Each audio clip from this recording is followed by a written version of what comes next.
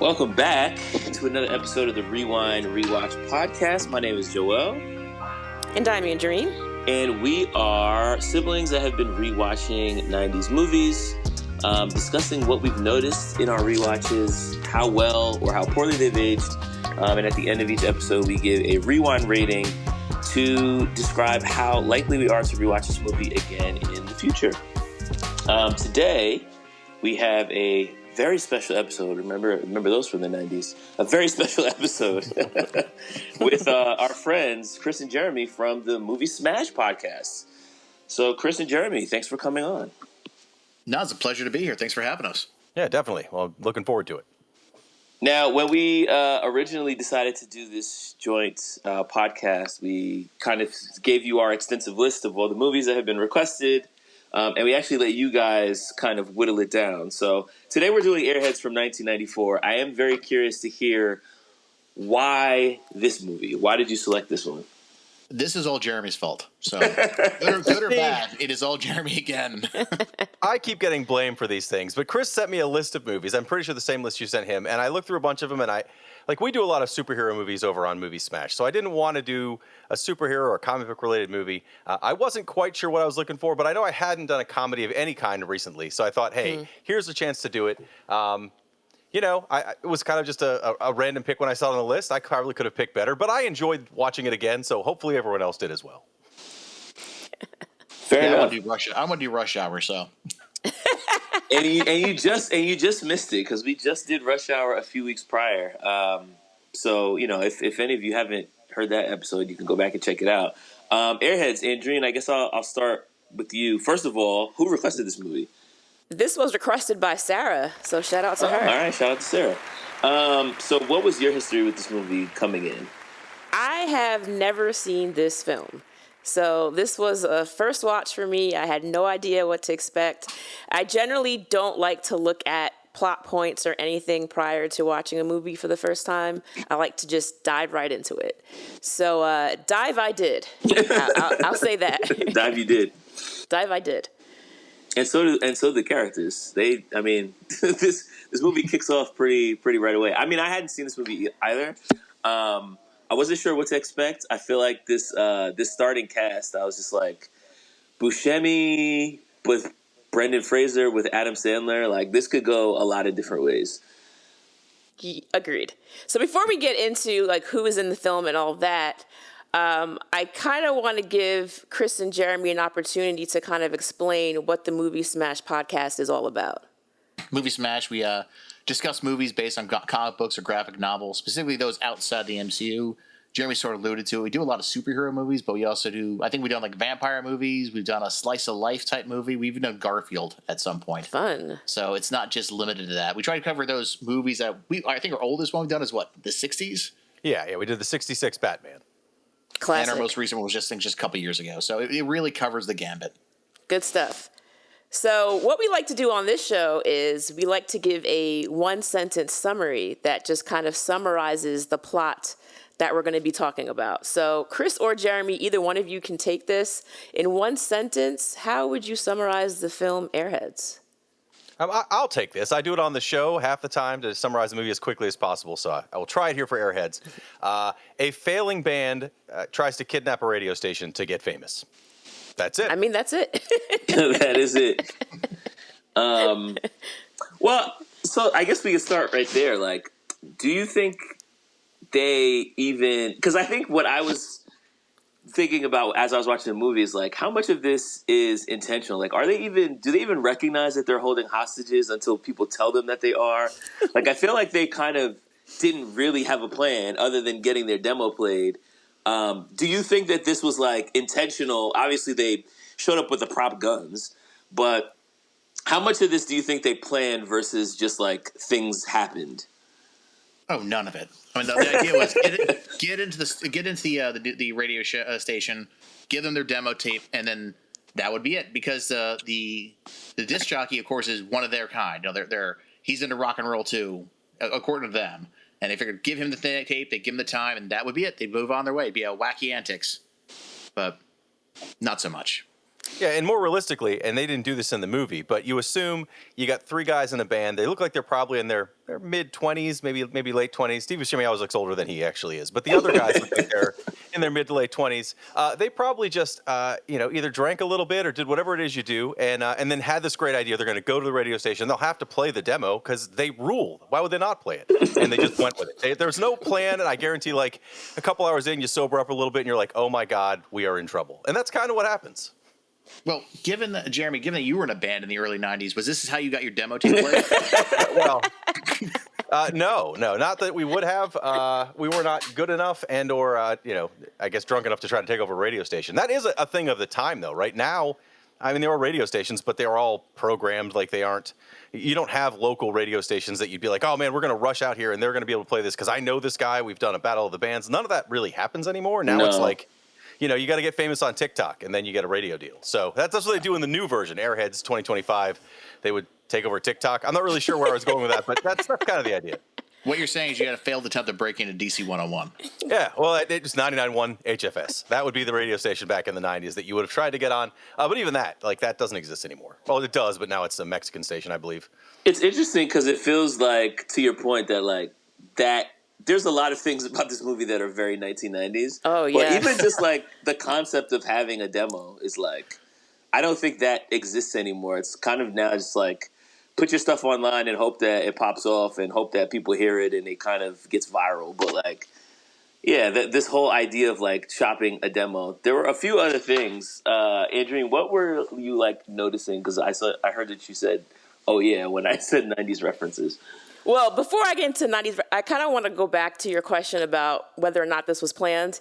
And I definitely think for sure it was not, because earlier on in the film, Rex, who was played by Buscemi, is talking about how he fills his water guns with hot sauce so that he can spray the Hollywood Boulevard trash, is what he calls them. And at one point when they're when they're in the station and they're trying to get this on the air, I think it may have been the character who is the radio manager, basically calls him that same thing, Hollywood Boulevard trash. And once he hears that, it triggers him. And that's when the guns come out. What are you better than me? Huh? Oops, he's got a gun! He's got a gun! Hey, stop swarming, pussy! I'll fill your face so full of lead you'll be shitting bullets for a week, you no-dick loser! I don't think it was ever really a plan to pull them out until that happened. Yeah, that's fair. It's also, you're carrying prop guns around, but but he told you why. Yes. Yeah. But as far as 90s, the very first thing that stood out to me, at least that I noted, was the Sega Game Gear handheld. Yeah. Game Gear. That was fantastic. I am proud of you for noticing what type that was, because I don't think they ever show the front of it at all. Just you can tell from the back. You can tell from the cart. Yeah.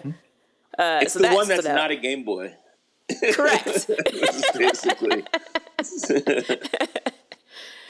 That was right, what else did you guys see? Well, they had a Stretch Armstrong, which was fantastic. There's Stretch Armstrong shows a couple of times. Once when we see right. Rex in the store, and then another one that they have in their apartment, I guess, when they're spraying it with hot sauce. Well, just their demo. Their demo is either on a reel, which no one records the reel anymore. I guess people do it, and they're like, yeah, it's because it's so authentic, but really no one records the reel anymore. But also, their other demo copy is on a cassette tape, like a homemade cassette copy tape. So that's also very 90s. I mean, I know cassettes are back, kind of, but still very 90s. Mm-hmm. Well, when I was a kid, reel-to-reel was old then. My father had a reel-to-reel. Jeremy, you may or may not remember that. I've known Jeremy for many, many years. So, but even then, it was old.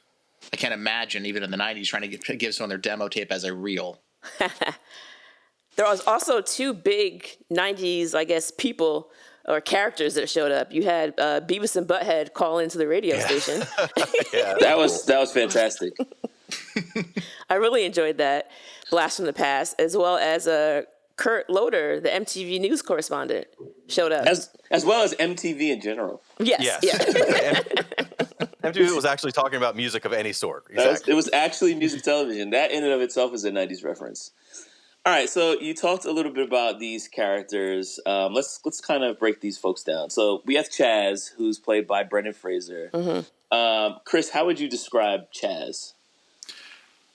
more of a spaz, if anything else. I mean, growing up, his name was Chester. He was into D&D, and he's sort of hiding that fact from people. Right. But he is like this. I don't know. He's just sort of a failed rocker.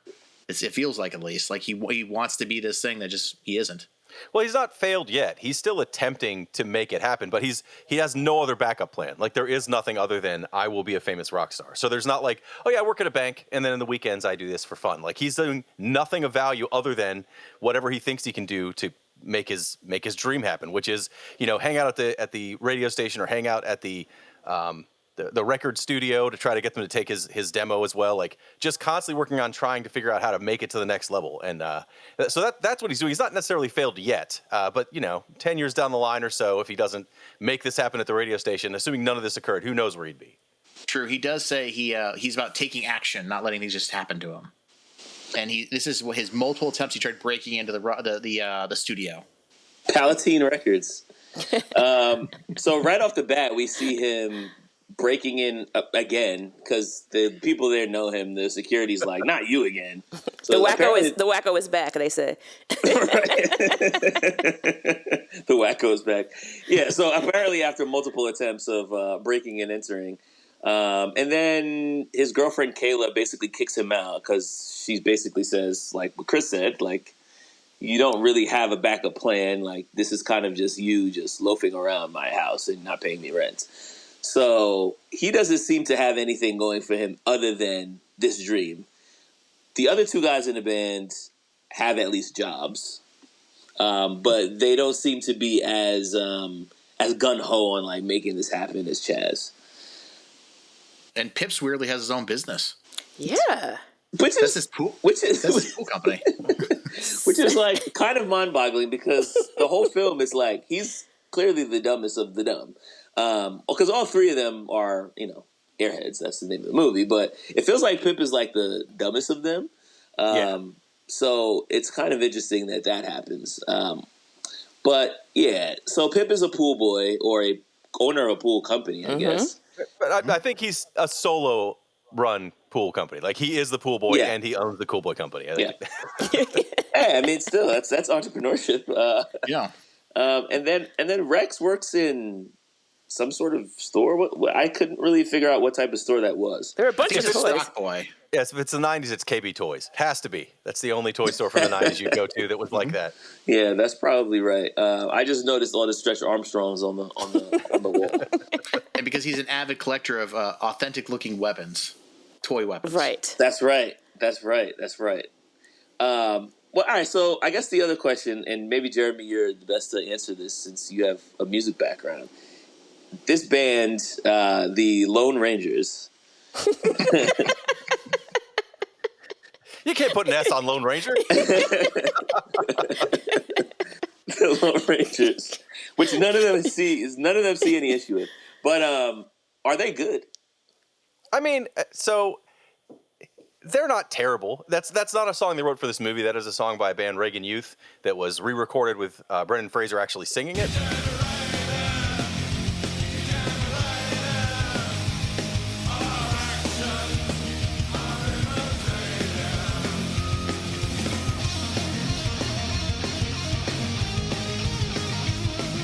But that is a real song. Now, that's also not a massive band. I mean, they were kind of an 80s punk band.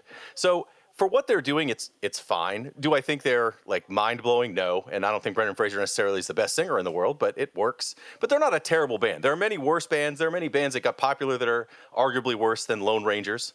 But they're fine. It fits for the kind of music that they look like they'd play for the people that would go to this radio station that are kind of that like late 80s metalheads that haven't quite figured out that the 90s have started yet. That's where they are. And they sound fine. The era of like Guns N' Roses being like the biggest band on earth in 92. It's that era, right?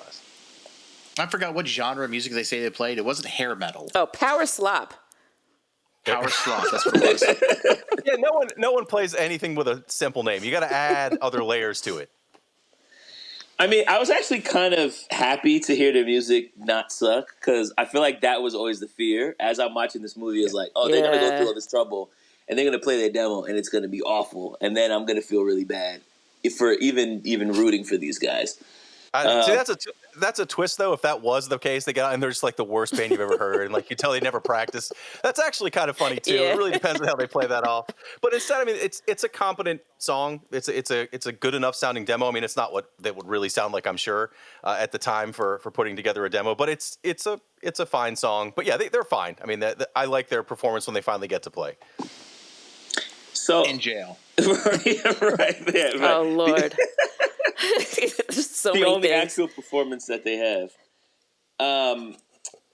So I feel like one of the big like things that they are talking about in this movie, we talk about 90s references, is like this idea of selling out, which, I mean, this is not a completely original idea, but many people have said that like the idea of selling out doesn't really exist anymore, which I kind of agree with.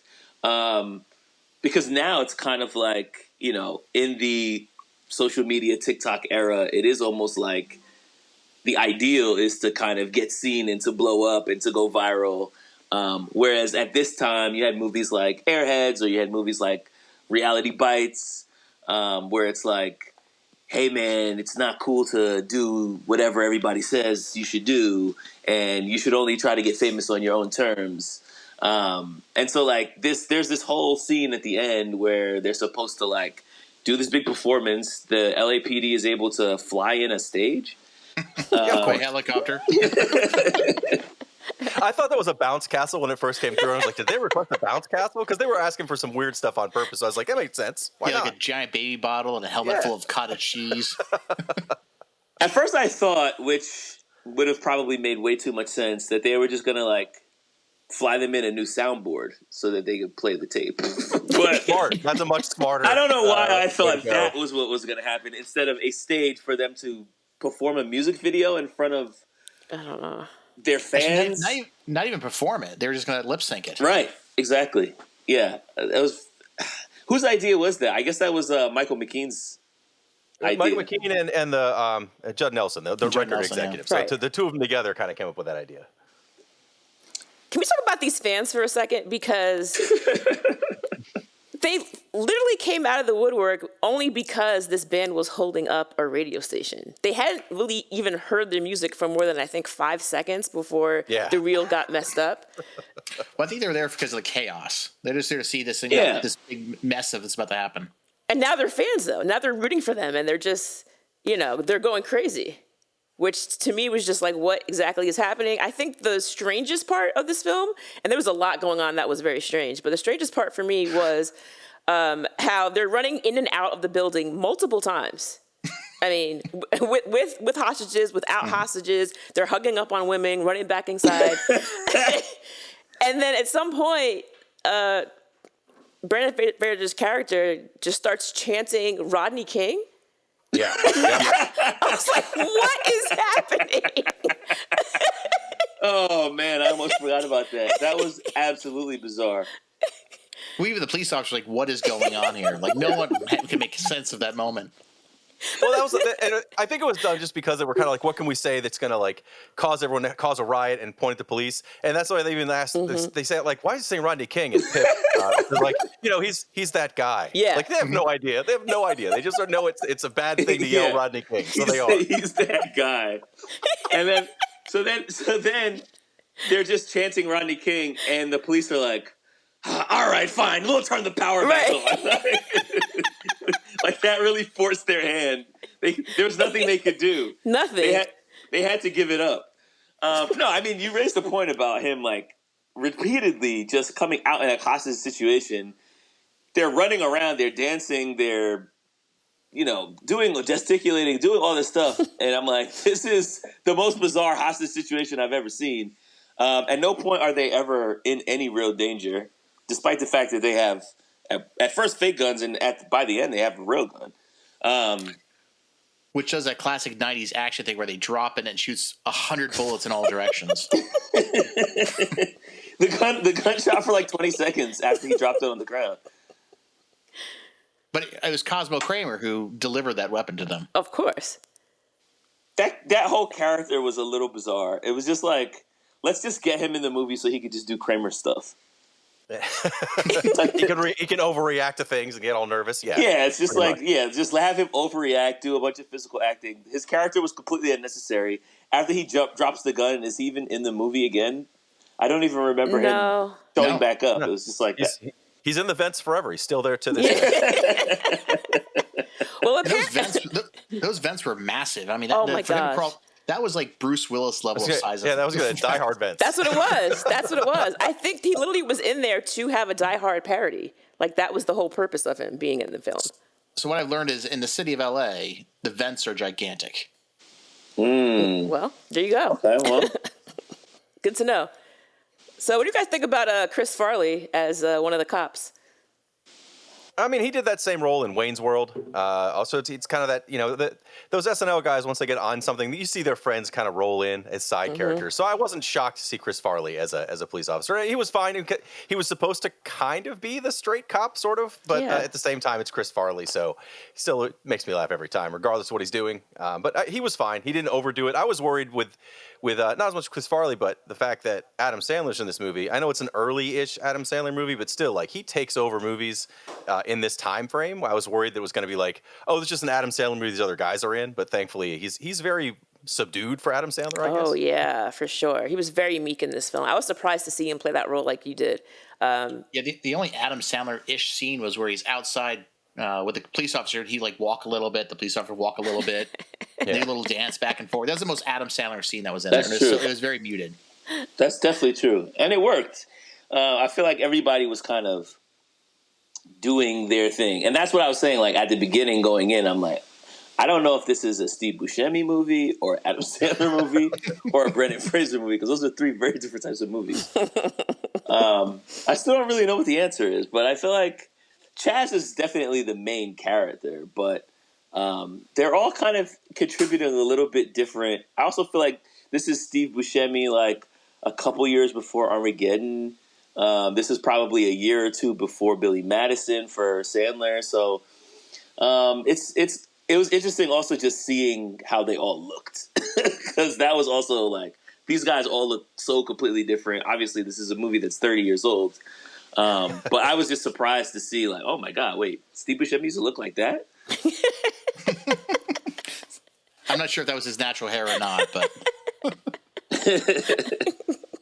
So then you have this Kayla character who, oh God, she kicks him out, calls him basically worthless, dumps all his stuff out of her window at the beginning of the movie, and then after he has this radio station held hostage, she kind of like comes back to his rescue. She's kind of serving as this, I guess she's his girlfriend now, but she's like a band groupie. I don't really understand.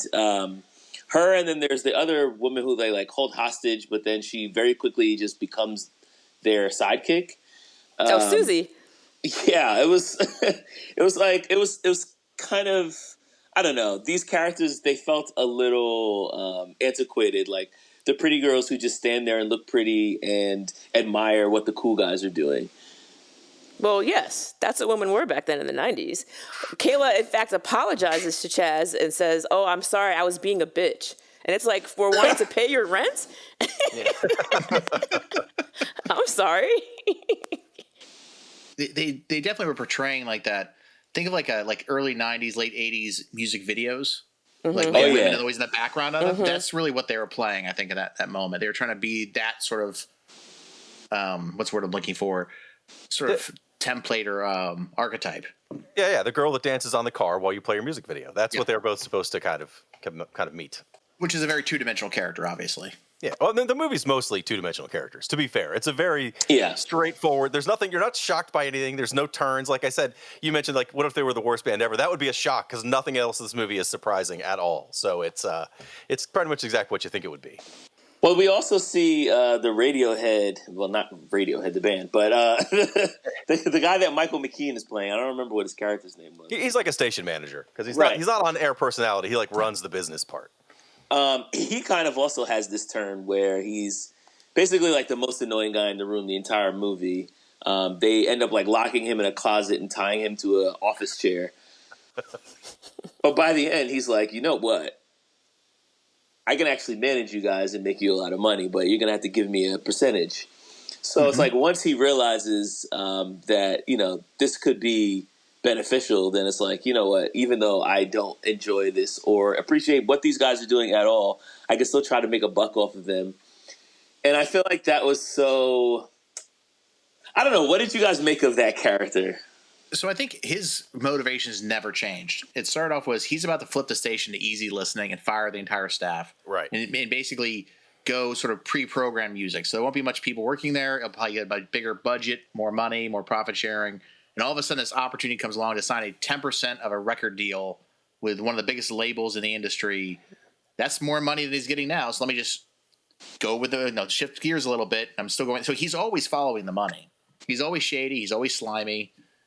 But and this is a big news story. I mean, it's pre-era of the internet. You got to do something major to get kind of news coverage, and trying to take a bunch of people hostage at a radio station is probably going to do that. Also, having all those people in LA show up, they're on the radio all day long trying to get people to come out for free tickets and everything else to get people out there. So that's instant viral fame in 1994. So yeah, he's going to take advantage of that. But I don't think it was because he's like, you know what, I'm going to be a good guy and help these guys out. He just thinks he can definitely make it work, so he's going to do it.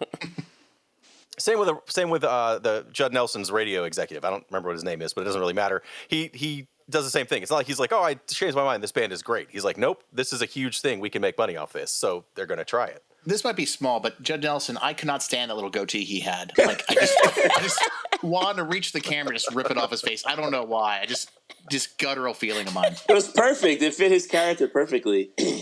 It gave an extra bit of annoyance to who this guy was supposed to represent. I don't know. I feel like it was also maybe making fun of the idea of fame. Like these guys don't even actually have to release music. They just have to do some stuff that people think is cool, and maybe their music's good, but people are going to root for them anyway. To kind of Jeremy's point that he was making earlier, there have been worse bands that have gotten really popular. There have been really great bands that have never gotten popular. And so, this idea of, yes, these guys were somewhat talented, but it didn't really even matter at the end what their music sounded like. And, this idea that, maybe you don't really actually need to have talent to be famous or revered. You just have to do something that gets people's attention. That's exactly what it is, because even when Chazz gets his chance to say what he wants to the masses, he gets on the air and he just yells rock and roll. It's like, well, that's it. He doesn't even start with that. Remember, he's like, I don't know what I want to say. And the guy's like, what are you doing? Even the radio DJ was like, you have to, you are a crowd in front of people, what are you going to do? So that's when he screams rock and roll. And it's like, okay, I guess. But yeah, at first he's just like, I don't know. Why are you asking me that? Why would I have something to say? You're like, oh. Which is funny, he had just finished having the whole speech about the Grim Reaper on his back. Yeah, right. He could have said any of that. Speaking of the Grim Reaper, did you notice that he did not have those tattoos at the beginning of the movie? He had them at the end. So there's a scene early on where he's laying back without a shirt on in the apartment, and his girlfriend's yelling. There are no two tattoos on his body whatsoever. That's so interesting. I didn't even recognize that. So which means that either mistake, which it probably was, or I would bet the mistake. Sometime in between that moment and the other, you got 3 new tattoos. They were in that radio station for a long time, to be fair. Yeah, see Buscemi's pulling out the ink and doing it, working them up. That's in the director's steelbook. There's a whole 3 weeks where he just gets tattoos and hangs out. Let me grab the steelbook off the back shelf over there. Let me throw in that director's cut. What made me laugh was towards the end when, like you said, he's able to get this offer for a record deal from, I believe his name was Jimmy, the exec. Yeah. And he realizes that Jimmy had never even actually heard his song. And so now he's like, all I wanted was this deal, but if I get the deal this way, I don't want it. And so Chazz just starts yelling out, no deal, no deal. And instantly I'm thinking about Deal or No Deal. Of course. Well, what else? Of course. It just made me laugh really hard. Well, I do like the fact he does say no deal, and then 30 seconds later he's saying, yes, I want the deal now. Yeah. Well, he'll make a big point about it, but then ultimately he's like, wait a minute, I don't do anything else. This is all I got. I got to go with it. So my favorite character is this black dude named Marcus who works in the radio station. Yeah. Marcus is great. Yeah. Who I automatically recognized as the guy who played Freddy in House of Cards. Yes. And man, this dude was just dropping one-liners all over the movie. We're down, man. Hendrix was God. You want to take a step back? You standing on my dick, man. I don't really know exactly what his job was, but it seemed like he was just kind of in a room by himself playing music. I think he's the audio tech.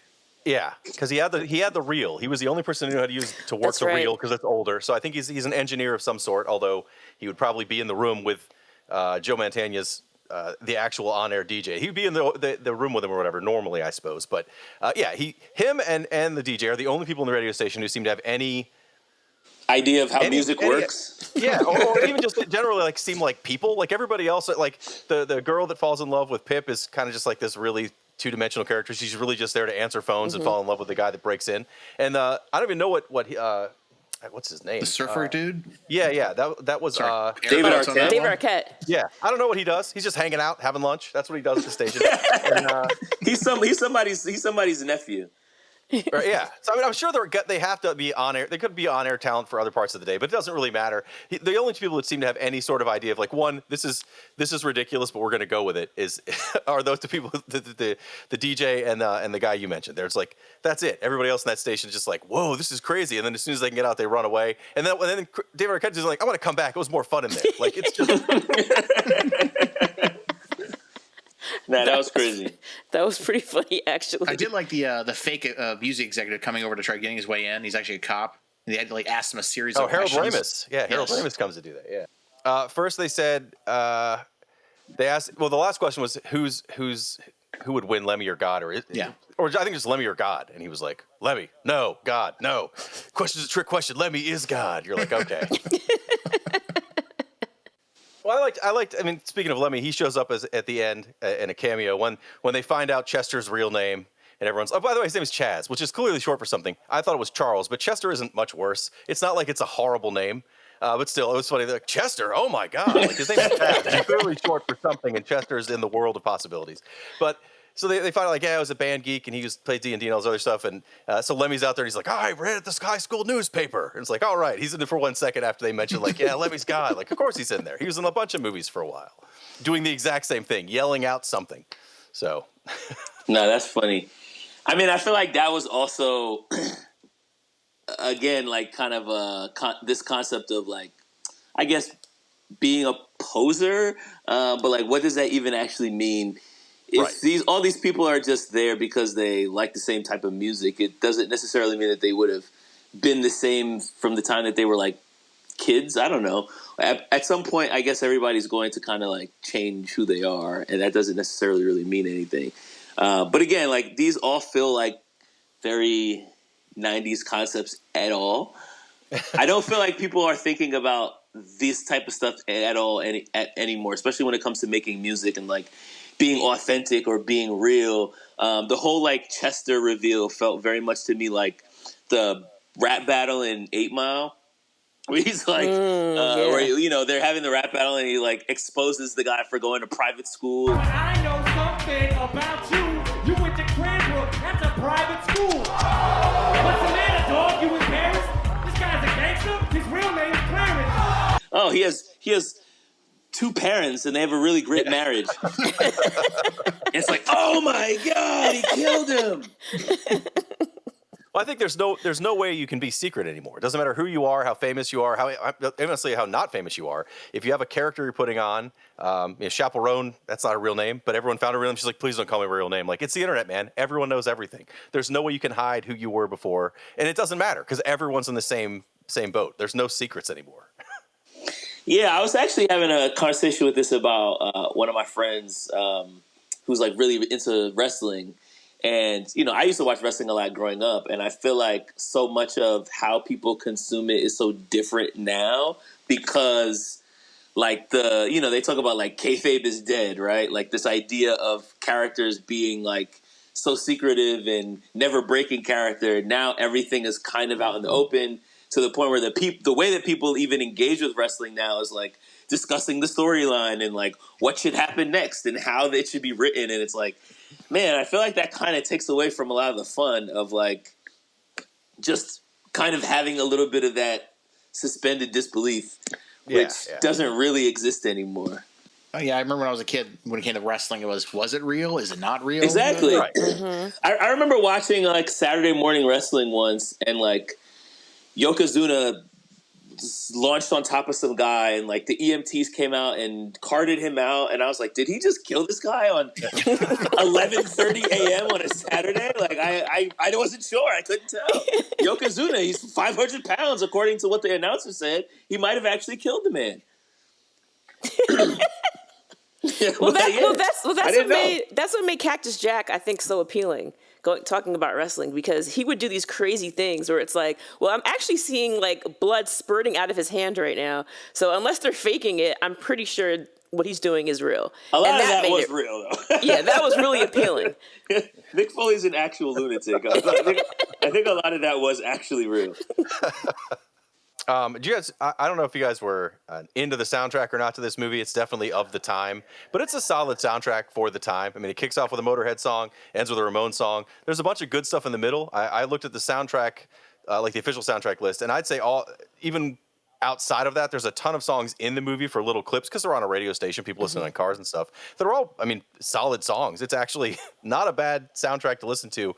As I watched this again today, which I hadn't seen this movie in years, but it was like the songs would bring me back into scenes that I remembered. Songs that anyway for me, but like specifically this movie, it was like, oh yeah, I remember this now. So that's I don't know. I like the soundtrack to this a lot. If you're gonna have a movie about bands, it's good to have music that makes sense for the kind of band you're trying to portray, and I think they did a good job on that. Is it better than the Batman and Robin soundtrack? It is worlds better. That's a great shout. It is worlds better. Yeah, I mean, I don't know too much about this soundtrack, or, you know, I'm not like the biggest rock and roll guy in general, but I feel like from my perspective, at least, listening to the songs in the movie, I was like, okay, like, I didn't get a sense that these were like a bunch of middling fools that didn't know anything about music. The music that they were playing was pretty good. And then when they played their song at the end, I was like, oh, this is pretty decent. So, like I said, I feel like I would have felt worse about them going through all this trouble. And then it's like, oh, man, this song is awful. It definitely would have been funny. But I feel like I was kind of like, you know, it's easier to root for them. And then you also have like Joe Mantegna's character, who's also giving you kind of a pass to root for them because he's unabashedly like, I don't give a damn about this radio station. Yeah. So, you know, he's also like grabs the mic when they're on this makeshift stage and he's yelling to everybody to get closer to the stage. Mm-hmm. The cops are completely just unable to maintain any control at any point in this movie. So they're just kind of props. They got Ernie Hudson from Ghostbusters there. He's a good cop. He's a good cop that's trying to help them. He's trying to avoid a riot. He's trying to avoid killing anybody for what seems like it's like a guy's in over their head. He realizes what's going on. It's not until I think they're supposed to be the FBI, whatever the federal cops are that show up, that is the guy who just decides, like, we're going to run it with missile launchers or whatever. And like, okay, but then instead he's going to talk about his wife and a pool boy, which also is what sets him off. Like earlier it was when the Michael McKean calls him like street trash or whatever. But instead the cop gets set up because like a pool boy, that's it, we're going in. This guy, this cop complaining about his cheating wife reminded me of the game master in Billy Madison. Oh yes. It definitely gave me similar vibes. And actually, I listened to that episode of your show right before I came on today, because I was like, Airheads is a little weird, but they just did Billy Madison. Let's hear what they thought about Billy Madison. I think this is a better movie than Billy Madison, but that's not saying a whole lot. So I agree with that. But I think it was really weird seeing Joe Mantegna playing a character that was so opposite from what I'm used to seeing him on like Criminal Minds. Like, it just really took me for a loop. That's I was like, whoa. Funny. Yeah. I mean, everybody in this movie just looks so different than how you like picture them in your head. And like, some people have not aged very well. Well, that's, it's 30 years. That's life. Yeah. Unfortunately, that's how it goes. What do you guys think? You guys touched on like how they portrayed the women in this film, and one part that I literally busted out laughing was when he's trying to locate his girlfriend because of this cassette tape that they're trying to get on the air after the reel gets destroyed. And this poor cassette tape gets thrown out of a window. He gets kicked in the gutter. I mean, cars are running over it. A dog is pissing on it. And he gives a picture to Farley to try to find his girlfriend. And the picture is of her wearing a thong bikini. So it's like basically like her ass. I'm like, how's he supposed to find her from this photo? That is definitely a model shoot. It was so ridiculous, but I could not stop laughing. And then I started thinking about, like, you know, these women who get on social media, like, post these thirst trap photos where it's like, you know, I love cooking for my man. And she's wearing like a maid's outfit and her boobs and her ass is out. It's like, all right, girl, like, come on. We know what you're doing. There's a grease fire about to happen. Yeah. I mean, who doesn't cook in a thong and high heels? It's the only way. It's the only way to make breakfast. I mean, that's how you do it for sure, Joel. Well, like I said, there is no other way. I mean, you gotta heels. That's ridiculous. I'm already 6'4". That'd be crazy. But the rest, you just want freedom of motion, so you got to go with that outfit. That's what it is. Sorry, Jeremy. I'm imagining you in a bikini cooking don't. something. Do not. It's the cooking part that's totally unbelievable. That's it. Yeah. I'm grilling. Does that make you feel better? Yeah, no. We're smoking something, right? Well, so both of you have seen this movie previously. Having seen it again, were there any quotes that stood out for you, or any parts that you were like, oh, I forgot about this part, or parts that made you laugh the hardest? See, I've seen this movie, and I don't want to say I saw this movie much because I liked it. There's a time frame where Comedy Central would just play movies over and over again, like the same movies. Every day it would be the same 2 or 3 movies. Wayne's World. Wayne's World. There were summers where I watched just one of the guys 200 times because it was on. I didn't know what else to do. I just put it on, you know? So the Airheads was in that same grouping, and I know I watched this like 50,000 times. But there were still things I thought I'd forgotten about basically all the stuff that wasn't in the studio. So I forgot that Steve Buscemi worked in a toy store at that one part. I forgot that even though it's kind of a plot point, I forgot that Pip has the swimming pool thing. So when he's on the couch and the I can't remember anyone's name ever. So I'm always like, Susie. the girl in the pink. Yeah, Susie. She's like, what are you thinking about? And he's like, swimming pools. And like, I don't know, I laughed at that. And the Beavis and Butthead thing. We already mentioned the Beavis and Butthead earlier, but the fact when they called in, the fact that they were on it all, I was like, oh, that's perfect. I totally forgot about that. Like at the time, it wouldn't have been like a great callback. It would have been current, I guess. But now it was like, oh, what a great callback. Yeah, for me, I don't remember when I first saw this movie. Jeremy, it's funny you were saying the Comedy Central thing that like sparked a memory. And you're like, maybe that's where I saw it. It was on every day. It could have been like in a college dorm room. I have no idea when I saw this movie. I remember sections of it, but one thing that surprised me, and everything you mentioned, Beavis and Butthead, all those things, but the other one that got me was when Farley's in that bar and the guy like rips the badge off his chest. And he has that ring that chain goes from his nose to his ear, and I thought he was going to pull that off. No, it goes to the nipple ring instead. Oh, that made me cringe. That made me laugh. That was hilarious. It was the way he did it, and I also feel like because like in my head I'm associating Farley with a certain type of comedy. And I feel like he doesn't do that in this movie, which made everything he did funnier to me because it was so anti what I was expecting. Well, there were glimpses of it, and that nipple ring scene is one of those where it's like, yeah, he would do that in this other movie too, but he did it right here. The rest of the time, he's like kind of a straight guy, sort of like trying to make the best of this. Like, yeah, I'll go find this blonde woman in L.A. Great, I'll be back. and does. He's a great cop. He pulled it off. Well, he's told to follow the rules, but you can bend them. Don't break them, but you can bend the rules. LAPD. Yep. That's how you train them up, baby.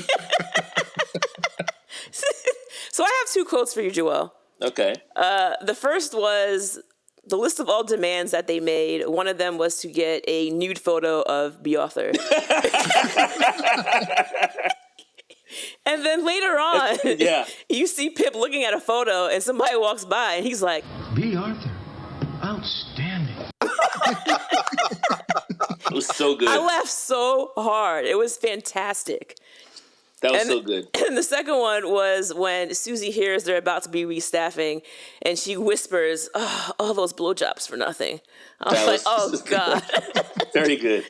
Again, probably didn't age well, but it was still kind of funny, if I'm being honest. Aged well for me. I'm kidding. No, yeah, I think Marcus hilarious when they come in with all the guns and he's being forced to fix the system, and he goes, White man with a gun. Same shit been happening to my people for 425 some odd years. so good. And also the way that he is not even necessarily scared, just annoyed. Yes. Yeah, he's constantly like, this Here is we the go. worst. Here we go again. Here we go again. And when they find out that the water gun is a water gun because it breaks in the door, he's the only one who reacts like angrily. Everyone else is like, "Oh my gosh!" And he's like, "That's it. It's time. I'm about to throw it down. I'm tired of this shit, man." Also love when he makes his demand of 67 copies of Moby Dick, and she asks him if he means the book or the movie, and he goes, "They made a book out of that." He's like, "Oh yeah, we should get that then too." Yeah. They made a book out of that. That's crazy. This is not really a 90s reference per se, but it's kind of a throwback. When Pip is walking around and he's drinking this super big gulp, I was like, man, 7-Eleven, like those, I feel like their drinks just kept getting bigger and bigger as time went on. And I believe like the super gulp came out like in the late 80s. So it's like 64 ounces or something ridiculous. Yeah, it's something obscene. Like you don't need to have that much soda ever. Yeah, when I saw him with that, all I could think was, how much does 7-Eleven pay for this ad spot? Because he held that thing perfectly. You could see the label the entire time. Remember back in the day, they used to have like the super size at McDonald's or like the biggie size at Wendy's. I feel like they got rid of those after that guy put out that documentary. Then it was like, all right, no, we're not doing this anymore. They just renamed them. They took the old supersize and made it large, and they took the large and made it medium, and they got rid of the smallest. It's only in Happy Meals now, right? So everything's still bigger. They just renamed it so you don't feel so bad. Well, a lot of times they'll also just like they'll default you to the medium, until you have to specifically say, I want the small. And so some of these places, they give you these huge drinks. It's like, man, how am I supposed to finish all of this? But yeah, I feel like that's definitely the 90s for sure. So at the end, they kind of get what they want, along with 3 months in prison.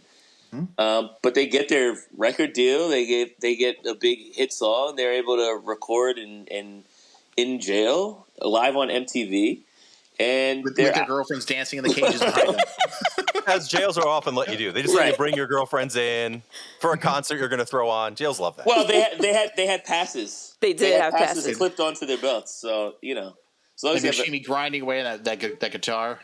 That's the only part where Pip seems like he actually knows more than everybody else. Like, he ran his own company, so you figure he can't be a total dummy, but the whole time he's awful. And instead at the end, Steve Buscemi's like grinding that guitar in front of all those dudes in prison. And Pip's like, what are you doing? He's like, not here, man. No.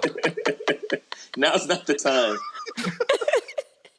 Well, Pip was always like the socially conscious one, because like throughout the film, it's like he's trying to talk to the other black characters in the film in a way to like be like, I understand your pain. Like he's like, isn't it annoying when you're walking through the store and they're following you around? And she's like, that's never happened to me. Yeah, you want to he shows her to go free because he wants her to go home and watch The Simpsons. Yeah.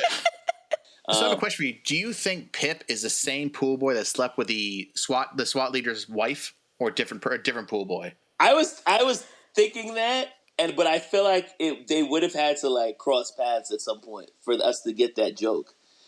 Like he would have seen him and said, "Oh, that's the guy," or like something that tied it together. But then they never tied it together. Well, I think the closer you get is when the cop yells out like a pool boy, because he's talking about his wife, slept with some pool boy. So maybe he never would have met him. Maybe she like admits it when they're getting divorced. I've been sleeping with a pool boy. So whatever. It could have been Pip. I don't know. I've been sleeping with the pool boy. Words you never want to hear. Especially as I don't have a pool. That's true. Whose pool was it? Whose boy was it? So, was there anything that you guys noticed that did not age well in this movie? I mean, there are, like we talked about the stereotypes of how the women are treated. It's not as offensive as other movies are with this sort of thing. We were like, oh my God, I can't believe this. They said this sort of thing. There's not a lot in this. It's pretty harmless. Yeah, I think that's probably true. There's definitely been worse. There's definitely been worse that we've covered on this podcast. So yeah. That's for sure. Good Lord. I mean, I feel like Kayla, even though she's the one paying the bills and all that, she is very violent. I mean, throughout the film, she's headbutting him. She's kicking people in the crotch. She apparently assaults one of the SWAT team leaders, and there's like no repercussions whatsoever for any of this. I mean, it's a little bit much. Oh, that's right. Because after he admits that he used to be a square and everybody rallies behind him, that's when she like knees the cop in the nuts and then runs inside. Yeah. People in a hostage situation running into the building. Oh, there's so many times where I was like, the snipers could just take them all out Yes. right now. Like, but it's a 90s comedy. It's got to end happy. You got to suspend a ton of disbelief. Well, I think early on they only have one or two of them outside, so you figure there's probably another one inside with a gun, but there is at least one or part where they're all outside. And you're like, why would this not be over right now? It would just be done. The end. They were all outside. Like during the concert. A lot.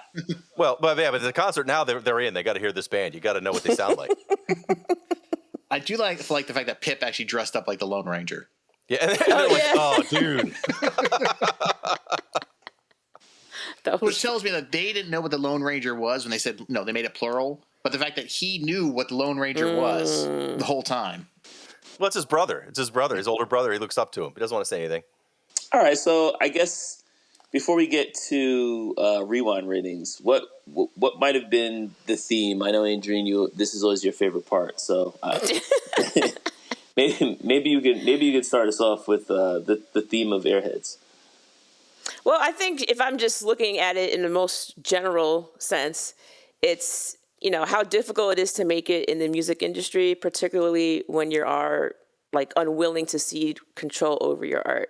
Because initially it's like he wants to get signed. It's all he wants to do. However, it's like, I don't want to just get signed because I am holding up this radio station, when in reality it's like, but that's how you want it to be heard. I guess in his mind, it's like he wanted to hold them up, be heard, and then have someone be like, oh, this song is so good, I'm going to sign him.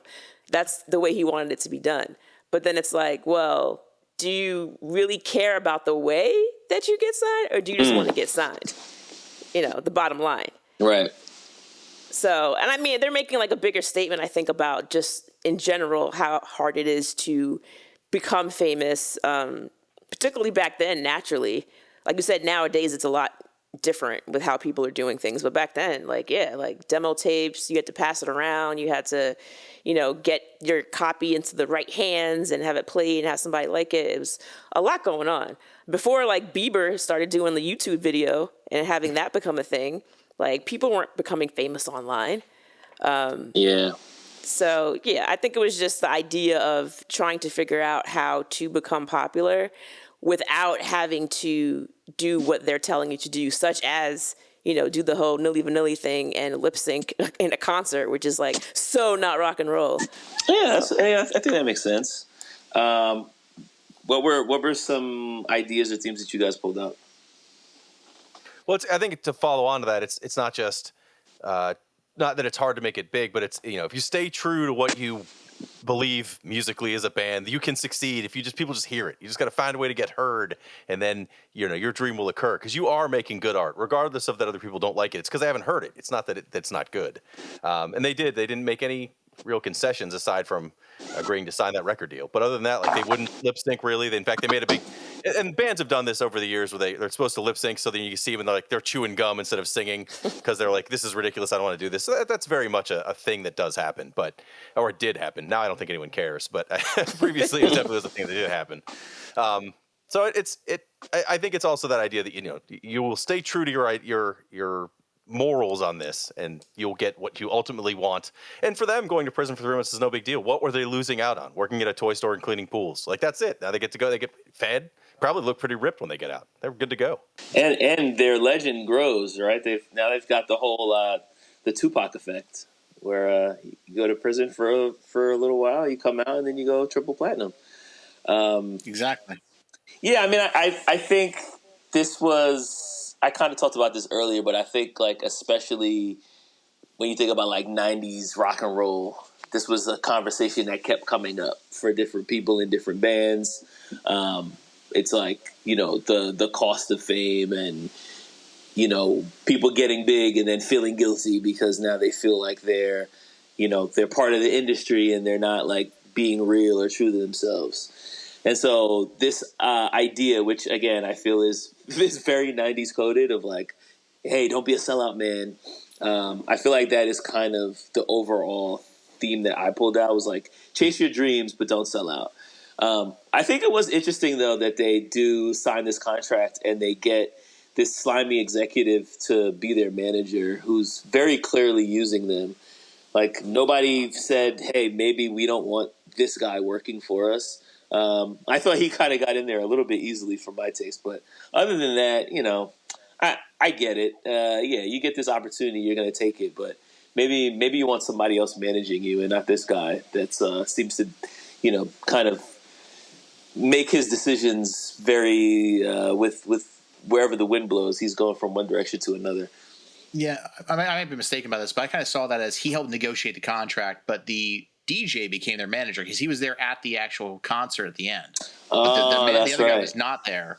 So I think really to get them the deal, the best deal, he even negotiated a clause in there saying that, if you commit a crime, the contract is void, except for this thing that's happening right now. Yeah. Like, this does not void the contract. So he actually did have he was actually negotiating a good contract. Yeah, for that's them. true.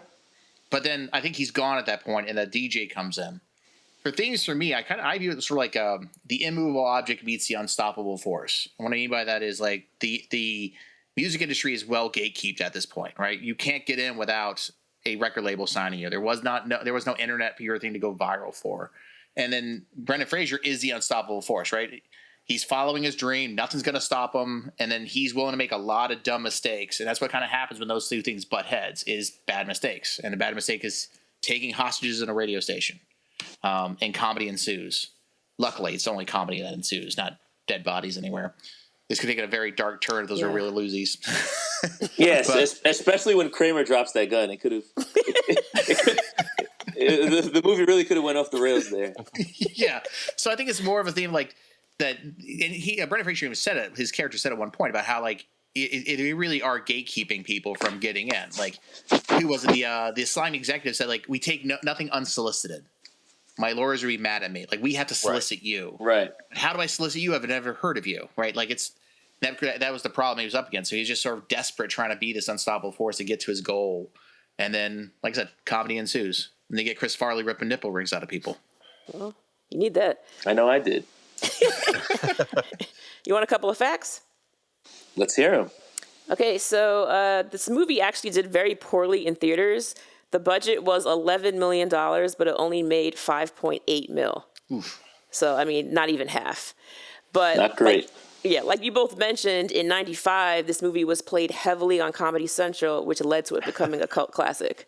So you've contributed to that, apparently watching it over and over again.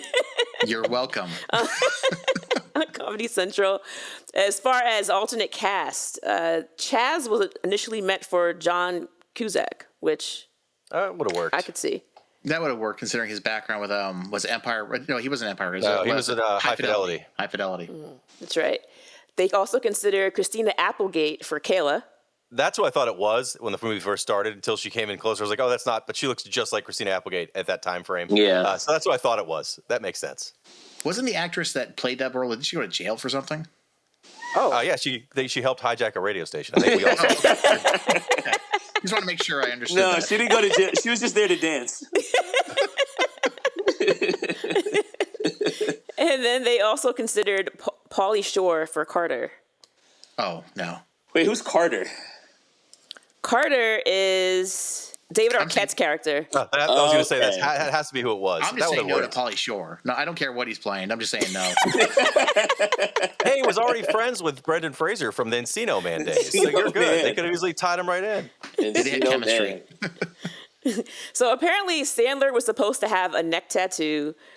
Buscemi originally wore a shirt that said "Blow Me," and Fraser wore leather pants. But the studios interjected and was like, "Yeah, no, we don't really want all that." They didn't want it to be too hard of an edge. They wanted the guys to still kind of be likable, and so they kind of dialed it back a little bit.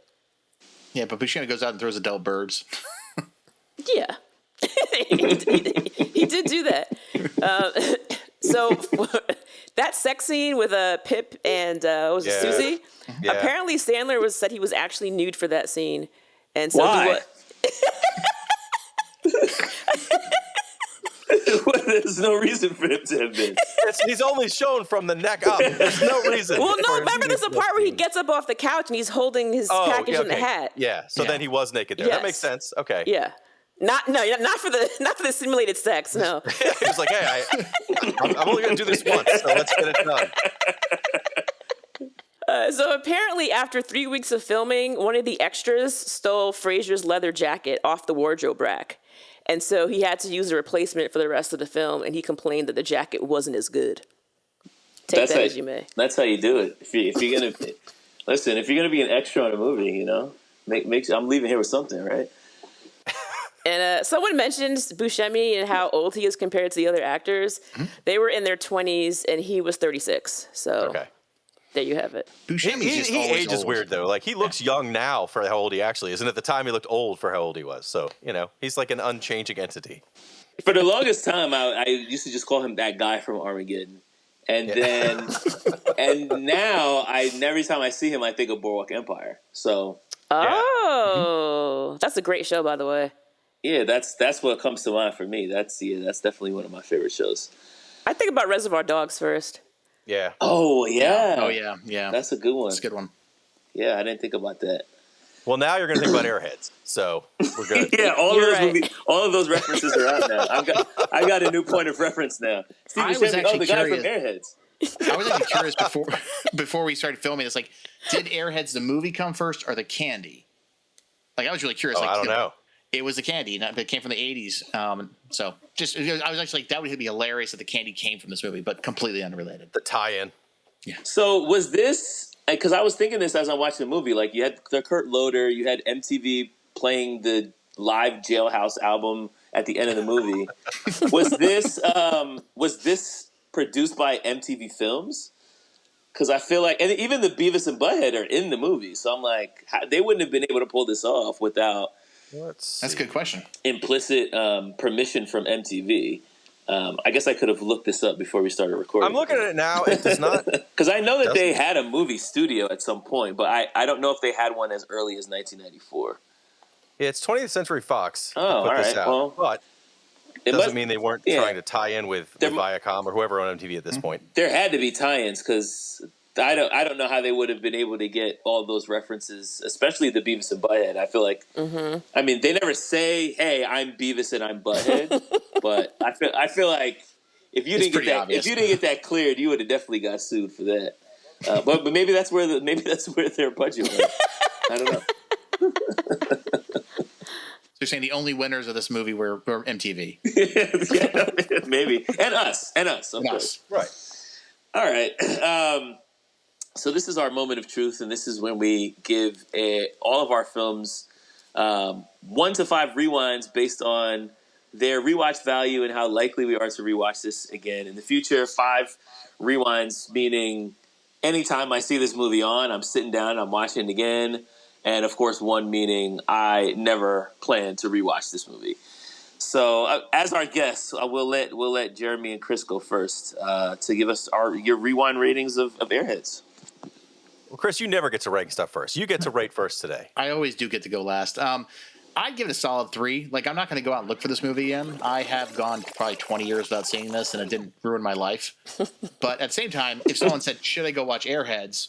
Sure, go watch it. You're not gonna be upset from watching it. So like a solid 3. Yeah, I'm gonna have to go with a 2 only because I would not ever choose to watch this movie. I mean, I did for this apparently, but I wouldn't be like, I gotta go get Airheads. I've got to rush out to find it. It also isn't currently on any streaming services, so you'd have to find a way to watch Airheads. It's kind of a difficult thing to find. But if it was on TV, if I'm flipping channels and Airheads came on, I'd probably stop and watch the rest of it. Why not? So that's a 2, right? I don't hate it. I don't love it, and I'm not gonna buy it. But if I saw it, I'd watch it. Why not? Yeah, we've seen far worse things than Movie Smash. Yeah, we just did a show with you guys on Batman and Robin, a movie I never, ever, ever want to watch again. So, yes, that was that episode. That was the Limp Ivy down. So, I feel like, again, like having never seen this before and not knowing what to expect, I was like very cautiously entering this watch. Like, all right, let's see where this goes. We've had people recommend some comedies on this podcast that we have neither of us have enjoyed at all. So I was like, all right, let's see how this goes. But I enjoyed this more than I thought that I would. Like you said, it didn't really have anything that didn't age well. The jokes, for the most part, landed. I feel like everybody played their role without like doing too much or taking over the movie.